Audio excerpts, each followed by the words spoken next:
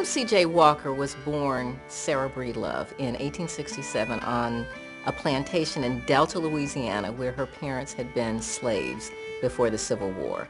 And her early life was really bleak. By the time she was 7 years old, both parents had died.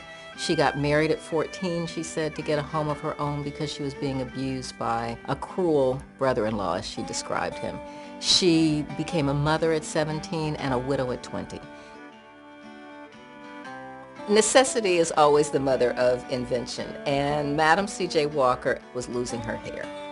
There was no big line of hair care products for black women or white women at the time. People usually used home remedies. She eventually came up with her own formula, and the real secret was not the product itself, but it was washing her hair more often and applying an ointment that contained sulfur. And this was really pretty revolutionary at the time. You think about it, there was no penicillin, there was no aspirin. Skin care, scalp care was something that was really neglected. People didn't bathe very often. They washed their hair even less often, sometimes not at all during the winter. And as a result, a lot of people were going bald. They had really horrible scalp disease. Sarah Breedlove, who later became Madam C.J. Walker, was one of those women. And by developing this system, essentially, her scalp became healthy, her hair began to grow back. She developed a hair care product line, and then she trained thousands of other women who began to buy and sell her products. And by the time she moved to Harlem in 1916, she was one of the wealthiest and most successful African-American entrepreneurs in the country. When Madam Walker started her company in 1906, there were very few women who were in business.